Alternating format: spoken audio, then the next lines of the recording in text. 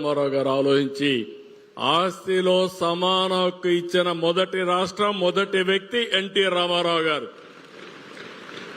మీరు ఎవరిని అడగాల్సిన పని లేదు, అది మీ హక్కు. మీ తల్లిదండ్రులు సంపాదించిన ఆస్తిలో మీ తమ్ముడితో అన్నతో సమానంగా ఉండే హక్కు మీ పిల్లలకుంది. అది ఇచ్చింది ఎన్టీ రామారావు గారు అని చెప్పి నేను మీకు తెలియజేస్తున్నా.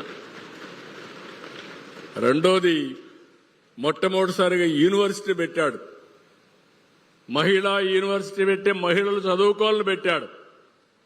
దాంతో మీలో ఒక ఆలోచన వచ్చింది. తర్వాత నేను వచ్చిన తర్వాత ఇప్పుడు డాక్రా సంఘాలు ఉన్నాయి, మీరు చూసుంటారు.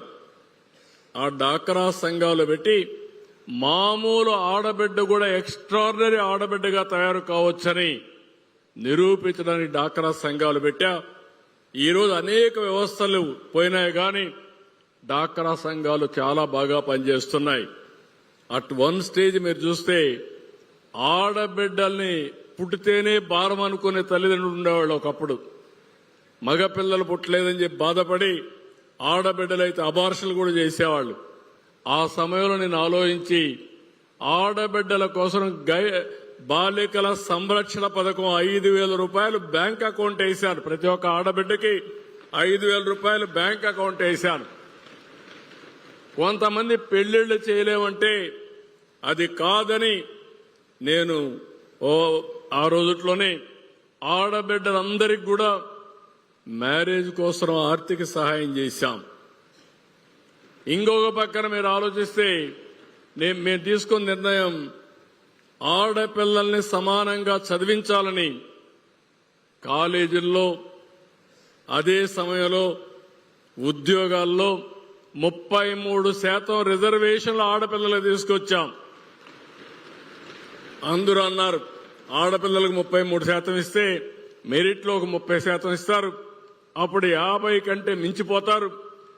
మేమేమవుతానని అడిగితే బ్యాక్లాగ్ ఉంది, ఎన్నో ఏళ్ల సంవత్సరాలుగా ఆడపిల్లలు చదువుకోవడం లేదు, దీంతో వాళ్ళు ఇంకా బాగా చదువుకుంటారంటే ఇటీవల నేను చూశాను చాలా మంది ఆడపిల్లలతో మగపిల్లలతో మాట్లాడుతున్న పెళ్లి అయిన తర్వాత ఇద్దరు కూడా ఐటీ చదువుకొని ఉద్యోగాలు చేసిన వాళ్ళు ఉన్నారు.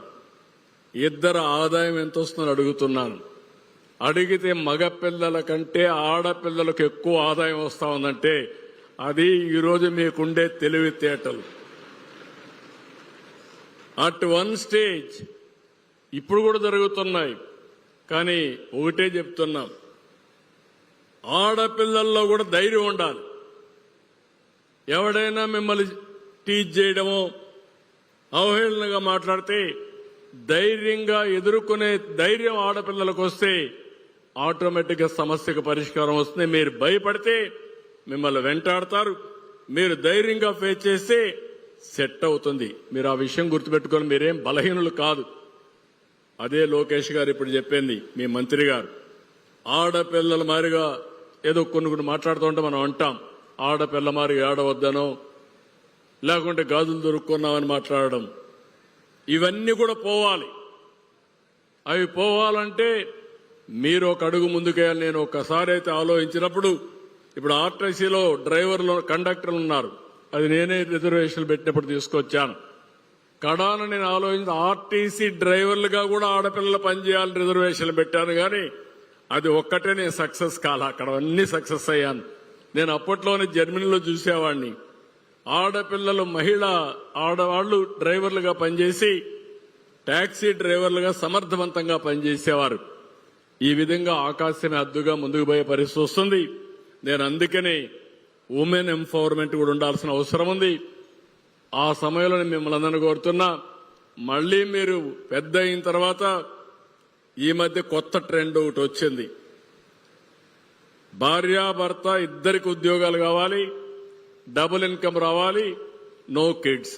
Double income, no kids, let us enjoy. ఇది కొత్త సిద్ధాంతమైంది. అలాంటి మాత్రం ఆలోచించద్దండి. కనీసం ఇద్దరు పిల్లలుండేడుగా చిన్నప్పటి నుంచే మీరు కూడా మెంటల్ గా తయారు కావాల్సిన అవసరం ఉందని చెప్పి మీ అందరికి విజ్ఞప్తి చేస్తున్నా. అదే ఇప్పుడు పాలసీ మార్చుకొని పాపులేషన్ మేనేజ్మెంట్ అంటున్నాను నేను. ఇది చేయగలిగితే ఆ పాపులేషన్ అనేది కొన్ని దేశాల్లో చెప్పిన ఈ పరిస్థితులు లేరు.